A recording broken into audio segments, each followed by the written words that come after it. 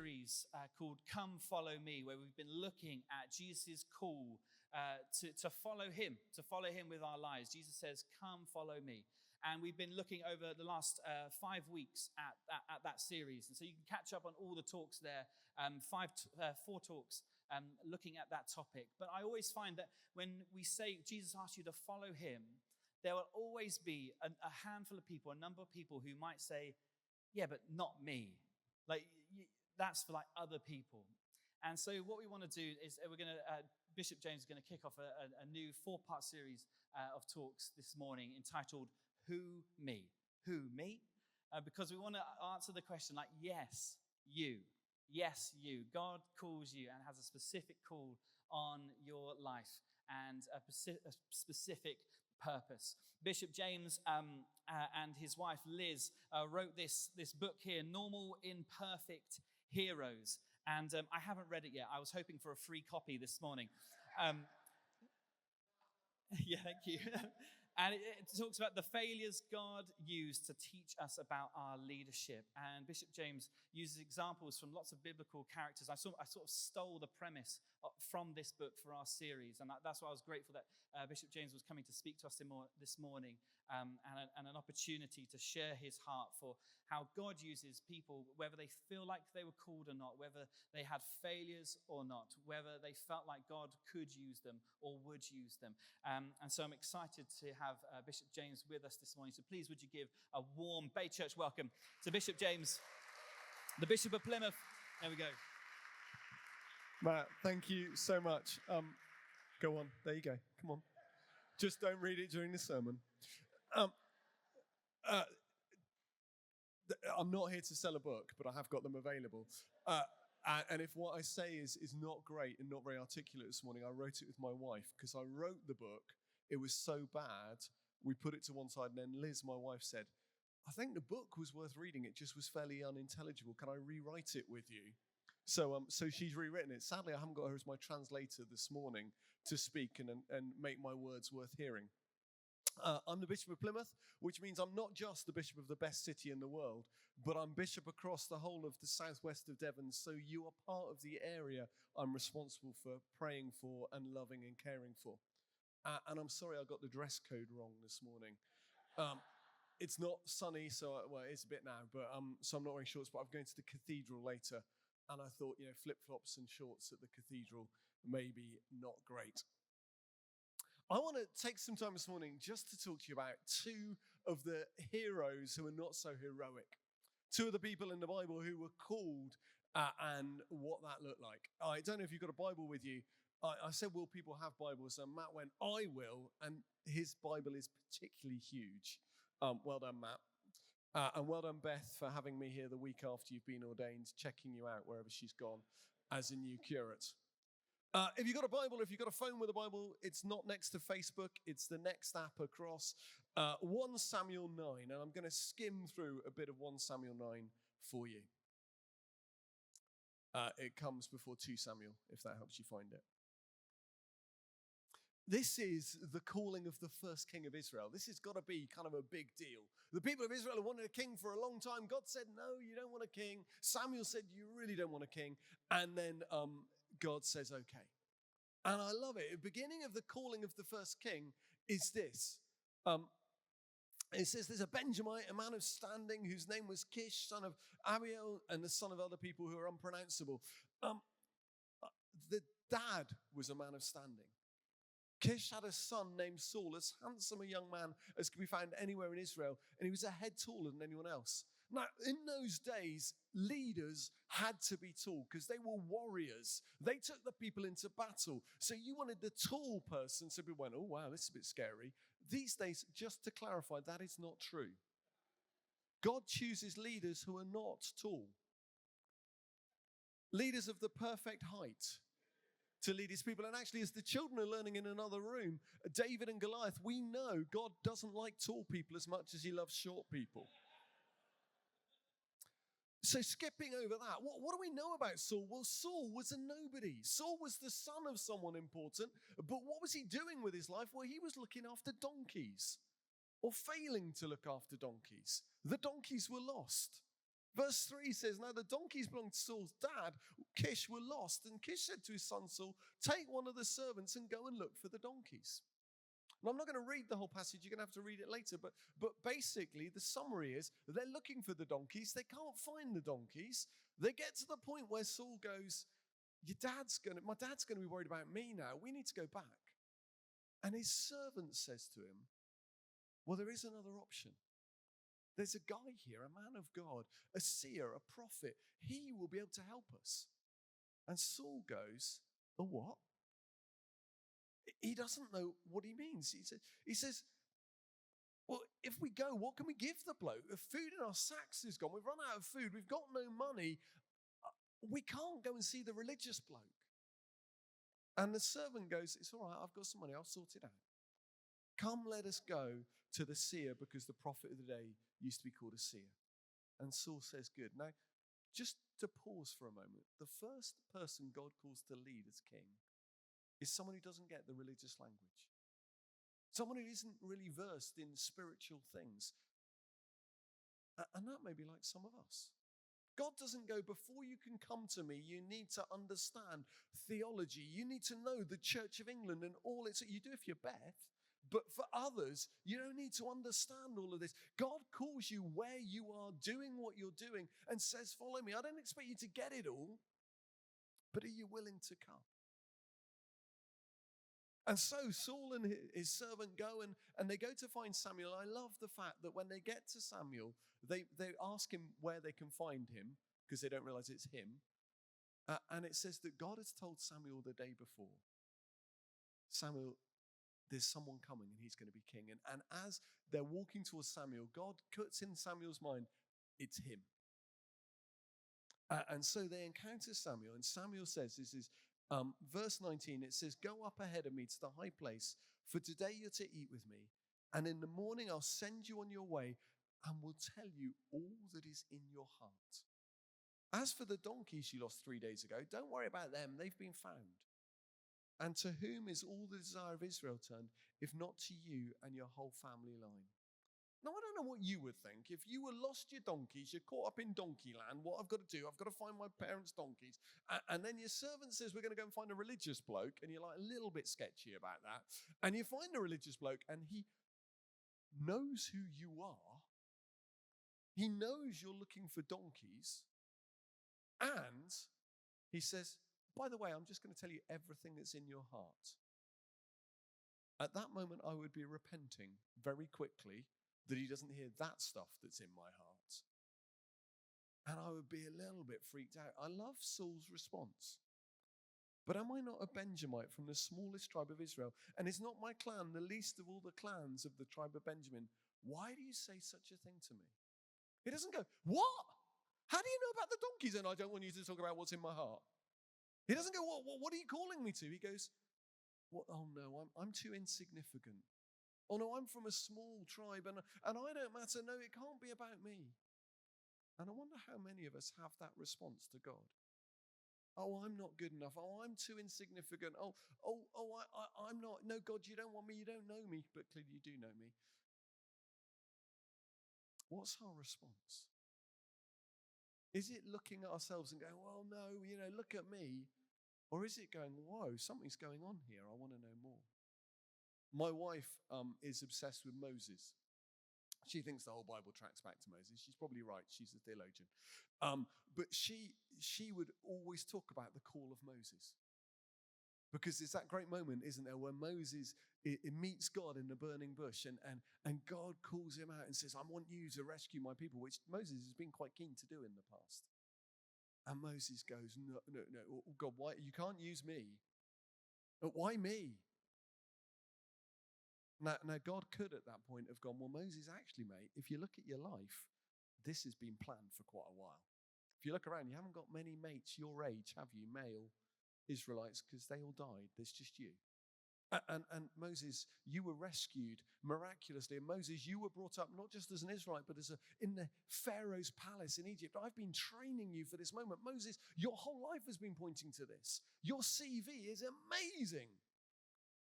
But God doesn't say that. He says, Moses, I'll be with you. And I think when God says, when God calls us the who me, rather than going, who me, I'm not good enough, it's not about me. God says, who me? I'm God. I'll be with you. It doesn't matter what you're like. I know what you're like. I'm calling you anyway because it's not about you. It's about me. But Saul doesn't get that, and that is going to be Saul's problem through his life. I don't think God called Saul to stitch him up. I don't think God called Saul to prove to the people of Israel a king's a bad idea. I think God called Saul with every hope and chance that Saul could follow. But Saul is too caught up in all his life in himself and whether he's significant enough. And then they have this meal going on in chapter 9, and they have the meal, and then at the end, it says they go back to Samuel's place, and he stays up late chatting to Samuel, and Samuel obviously reveals everything of his heart. We don't know what that conversation was like. It's a bit like so many stories with Jesus. We'd love to know what dinner was like with Zacchaeus, what Jesus said to Zacchaeus. We don't know. The next morning, he gets up and he's going to leave. And I love the fact that Samuel says to Saul's servant, look, you go on ahead a bit. I've got some stuff I need to chat to Saul about. You shouldn't be here for this. His servant goes off, and Samuel anoints him with oil, pours oil all over him and says, you're going to be the king. As if when Saul gets back to his servant doesn't notice the gleaming oil and the smell of oil on him. I was ordained a bishop 3 years ago. And the Archbishop of Canterbury, when he ordained me, has a thing for pouring oil in abundance. He used to have a milk jug of oil. I'm sure it has a proper church name, but a milk jug of oil that he pours over your head, and it starts pouring down the back of your brand new robes. And you're meant to be being spiritual and going, Lord, this is a moment of anointing. But I'm going, these robes are really expensive. What? And I went from being made a bishop, and I went and stood next to someone, and they turned to me and they went, oh, you smell lovely. When Saul goes back to his servant must have gone, oh, you smell nice. What's been going on? You've been anointed. That means you must be a king. And then from that, they go and they go off. And all the things that Saul's been worrying about are fulfilled. The donkeys are found. They hadn't got any food. That was stressing him out. And somebody arrives with food, just as Samuel says would happen. And then weirdly, they end up coming into a worship event. And they're walking on, this is in chapter 10, if you don't believe me, and they meet a procession of prophets coming down from the high places. They're really going for it. They couldn't carry the drum kit, but they've got lyres, timbrels, pipes, and harps. And then everybody starts prophesying, and then the Spirit of the Lord comes powerfully upon him. Now, Saul's this bloke that didn't really know anything about God. He meets Samuel. He finds God. He has this powerful spiritual encounter where the Holy Spirit comes upon him in huge power. It has a profound effect. It even says that he is changed at that moment. Many of us in this room may have had a moment like that. For Saul, there is no doubting that experience of God, but he doesn't follow it through. He doesn't allow God to change him. He still, for all of his time as king, will be worried about what people think about him rather than God. He will be more worried about whether he is good enough and significant enough and trying to prove himself more than going, God, I'll do what you want. In a few short chapters, by chapter 15, he's lost the crown. He'll stay as king for a lot longer, but he's lost the anointing because Saul doesn't get it. He meets God powerfully, and there's no denying what happened, but it doesn't take effect. He doesn't allow God to transform who he is, and that will be true of many of us. We've been called by God. We've had incredible experience of God in the past. We've met God in a powerful way, but now maybe we dismiss what happened in the past because it doesn't feel like it's changed us, because we've come a long way from there. And God says, don't ignore what happened. Don't dismiss it. But what about today? Don't look back, look forwards. And then we have this incredible moment. Saul has had these experiences. Samuel says to the people of Israel, the whole tribe, the whole people, it's King Day. It's coronation day. I'm going to tell you who God's chosen to be your king. Are you guys ready? And he calls the people of Israel to Mizpah. And it's a bit like reality telly, meets some kind of game show. Because what happens is the people of Israel all gather and they're like, we're going to find out who our king is. And so Samuel says, just to build up the tension a bit here, we're going to do this. We're going to have you all in your tribes. And then I'm going to tell you which tribe it is. Well, there are some tribes going, well, it's bound to be us, isn't it? We're the most significant tribe. Hey, read the Bible. Judah, we're quite special. And so Samuel says, the tribe of Benjamin. The other 11 tribes back away from the tribe of Benjamin, slightly cheesed off. Slightly saying this theologically isn't what we'd expect because Benjamin's not a great tribe. And then Samuel says, I'm going to tell you which clan it is. Are you ready? It's not that one. It's not your clan. It's not your clan. It's the clan of Matri. And all the other clans back away. Now, you think I'm making this up. It literally says this. When Samuel had all Israel come forward by tribes, the tribe of Benjamin was taken by Lot. Then he brought forward the tribe of Benjamin, clan by clan, and Matri's clan was taken. And so there they are. There's this one family group left. And then Samuel says, and it's the family of Kish. And like the suspense, the excitement is building up. And then the spotlight, which isn't invented yet, comes down on that family. And Samuel goes, really sorry, we're going to have to cut to an ad break. Because he's not here. And air tags haven't been invented, not that you'd put them on a future king, but they can't find him anywhere. And they become so desperate, they go, God, this is a bit awkward. Where is Saul? And God says, he has hidden himself among the supplies. So somebody's job is to go off to the baggage and find Saul hiding. Now, Saul is a head taller than anyone else, so he's hiding behind a donkey, but they can all see his toes sticking out. It's not an auspicious start. He's hiding with the supplies carried by a donkey. Saul, this lad who no one knew, this lad from obscurity, this lad who didn't have faith, was called by the almighty living God to become the first king of Israel. He's called out. He has an amazing encounter with the Holy Spirit. He's called to become a king. He's called to lead. And what does he do? He goes and hides with the donkeys, the ones he was called out from. He goes back to what he knows. He goes back to where he feels safe. He goes back to what's comfortable rather than following what God has for his life. And he will keep doing that. Every time God calls him forwards to lead and says, trust me, he messes up. He's more worried about the people and what they think, and he'll make sacrifices he's not allowed to make. He'll rush ahead of where God is because he's so worried what people think of him. It even comes to the point in 1 Samuel 15, verse 30, where eventually Samuel says, Saul, mate, it's over now. You're done. He grabs the hem of Samuel's garment. He rips it, saying, don't go. And Samuel says, what? And he says, please, come back with me in front of the elders. Do me the honor. Make me look okay. Don't make me look bad in front of them. I recognize my kingship's over, but I don't want to look bad in front of people. Now that speaks to me massively. Where do I find my significance? What do I do when life's tough? Do I go back and hide in the places of comfort? Do I seek comfort in things I shouldn't find comfort in but have comforted me in the past? Do I hide away from what God's calling me to and go back to things that I know I'm good at? Not that he was good at donkey looking after. What about you when God calls you when things are tough? Do we have experiences of God but then go back? Are we more worried whether people think I'm a good leader than whether I'm doing leading as God wants?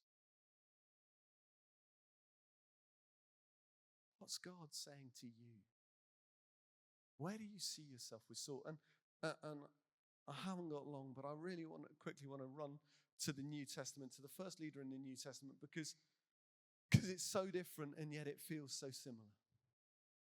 You see Simon at this point, Peter's met Jesus, heard Jesus, found out stuff about Jesus. And one day he's had a really rough night. He's been fishing all night. He's caught nothing. And he's really cheesed off. And he's in the mundane washing his nets. I don't know why he's bothering washing his nets because there's been no fish in them. Just seaweed. Not that there was seaweed, because he's fishing on a lake. And he's there and he's doing that, and Jesus is teaching, and Jesus' feet are getting wet because the people are crowding and pushing him towards the water. And he goes, "Oh, Simon, can I just borrow your boat for a minute?" And he gets in the boat and he pushes out a bit, and Jesus starts teaching, and Simon's got this front row seat in Jesus' teaching, and Jesus teaches all this stuff. And Simon is there and he's lapping it up, but it's not doing anything for him. And then Jesus says at the end of the sermon, he says, "Oh, let's just push out a bit deeper, shall we? Just casual." And Simon goes, "All right, I would like breakfast, but fine." They push out a bit deeper. This is Luke chapter 5 for those who don't believe me. And read it later, unless you're mad. And they push out a bit further. And Jesus goes, "Simon, just throw out your nets for a catch." And he goes, "What are you going on about? We've been fishing all night and we've caught nothing. But because you say so, Lord, we'll do it." And he throws his nets in, and they get such a massive catch. And amazing for a fisherman, Simon just ignores the fish, lets the other people get on with the fish. And what does he do? He falls on his knees and says, "Get away from me, Lord. I'm a sinful man." His first response to God's call on his life is, "I am not good enough. As I see you, I see me for who I am." I don't look at me and go, "Oh, why would you call me? Why am I good enough? What am I like? Oh, am I significant enough? Oh, what's my CV like?" He goes, "Oh my goodness. That's who you are. And as I look at you, it reflects who I am." And he wants Jesus to leave him. But of course, Jesus doesn't. Jesus knew that stuff of Simon. And Jesus says, "Follow me." He says, "You've been a fisher of fish. I'm going to make you a fisher of people." And then Simon begins this journey. His name's changed to Rock, which is definitely prophetic rather than real. He has this incredible time with Jesus where he fully is Simon, gobby and impulsive and gets it wrong. He's there in a spiritual moment where this most profound moment with Jesus on the Mount of Transfiguration, is like a holy moment. It's like a holy moment from the Old Testament. And in that moment, Simon wrecks it for everybody because he goes, "Hey, we could have a sleepover." Simon's the person that when Jesus is pouring his heart out and saying, "Guys, what's about to happen is I am going to die. I am going to suffer and die on the cross." Simon goes, "Jesus, you're wrong. I know better than you, God. You're not going to get hurt." And Jesus has to go, "Simon, you are so wrong. Get behind." There's a moment where Jesus is out on the water. He's walking on water, and Simon's like, "I want to be part of this. I'm coming." And he steps out into the water and he goes walking towards you. Then he realizes, "Oh my goodness, what on earth am I doing? This is very wet." And he starts to drown. And there's a moment just before Jesus dies where Simon says, "These other guys, they're pretty flaky, aren't they? But I'm not. I'll never deny you, Jesus. I'll never let you down, Jesus. They'll be rubbish, but I'll be great." And Jesus says, "Simon, Peter, hey, before the night is out, you'll have denied me 3 times. And he does. Simon's an all-in kind of guy. Jesus dies, and it's all over. He's failed. There's no way back. And then Jesus risen from the dead. Simon sees the tomb's empty, but believes, but doesn't understand. Simon meets Jesus with the other disciples, and he gets it a bit more, but I think the shame is too heavy for him. It even says that Simon had his own encounter with Jesus after the resurrection. We don't know what happened there, but it wasn't enough. And I don't know if you've ever had this, but Simon Peter has such shame for the fact he's messed up. He's like, "I can't handle this." They're in the upper room with the other disciples and the other Christians around him, feeling like that should be encouraging and make him feel better about himself. I think probably made him feel more shamed as they looked at him with their wide-eyed, open, expectant eyes going, "Peter, you're our leader. What do we do now?" And he's going, "I don't know. I can't lead you. I'm useless. I denied Jesus." And how do I know he felt like that? Because we see in John chapter 20, John chapter 21, Jesus appears to the disciples at the Sea of Galilee. Peter's fishing. The thing is, Simon Peter is so wrecked by the shame and the failure, he decides to go fishing. When he decides to go fishing, it's not he's gone out for a morning down to the bay just to get some headspace. When he's gone back to the Sea of Galilee, that's 3 or 4 days walk away. He's gone home to where he came from. He's gone back to his old fishing business that he had before he met Jesus. He's gone back to what Jesus called him away from. Really annoyingly, he's a leader and he can't help being a leader because he says to the guys, I'm off fishing. I need some headspace. I need to get away from you. I'm done. I'm out of here.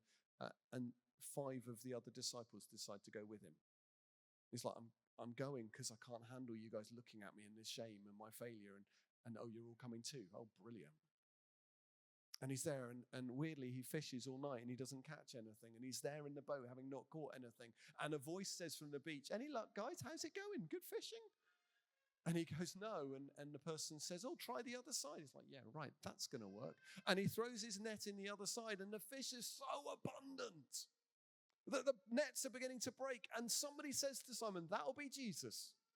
And so Simon this time, rather than go and get away from me, Lord, he jumps out of the boat, he grabs his coat, he's like, I'm done with fishing forever, I'm going all in now. And he goes to the side of the beach, and he goes to Jesus, and he says, Jesus, it's you. And Jesus says, would you mind popping back and getting some fish for breakfast? And so Peter goes running back to get fish for breakfast. I don't know if at that moment he goes, pause, we're just going to have a quick count, because somebody at that moment counts, and there are 153 fish. He was not going to make that mistake again of not counting as a fisherman. And then he goes back to Jesus. Now, the amazing thing there is, I don't know why Jesus sent him to get fish, because the verse before says this. When they landed, they saw a fire of burning coals there with fish on it and some bread. Jesus has got breakfast in hand already. And yet he says, bring me some fish. Simon Peter was called by Jesus, had phenomenal experiences, was a leader of God's people, and yet he got it wrong and he wrote himself out. And he went back to what he'd done before, and he went back to what he knew. He went back to his equivalent of donkeys. And Jesus didn't leave him there. Jesus pursues him, and Jesus calls him to follow again. And you probably know, if you've read the Bible before, you'll know that Jesus will say some stuff to him in a minute. But first, just notice that Jesus says, go and get some fish. He doesn't need him to get the fish. He's already got them. Jesus says to you, I want you to lead. I want you to follow. I want you to use my gifts. He doesn't need your gifts. He's already got it nailed. But he calls you to bring what you've got. He calls you to bring your paltry offering because he wants to use it, although he doesn't need to. And then what does he say to Simon Peter? He says, do you love me? And that's what he says to you. You know where you've failed. You know where you've messed up. You know where God put something in your heart to follow him and do something, and where you've walked away from it. You know where you discount yourself from being good enough for God. And what does God say to you? He says, let's boil it down to this. Do you love me? That'll do.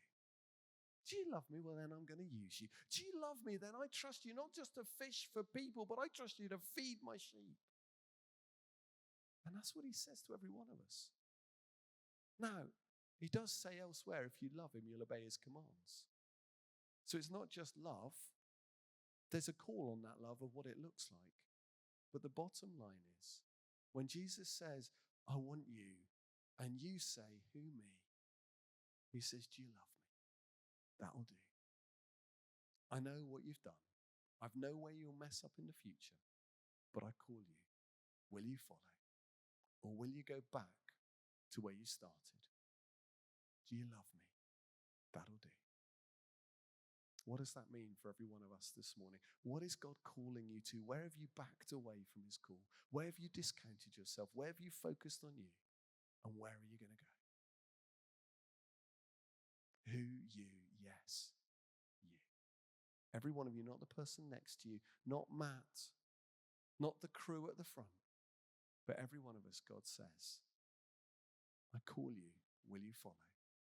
Nothing discounts you. Nothing you've ever done, nothing you ever will do, if you're willing to come to him and trust him and follow him.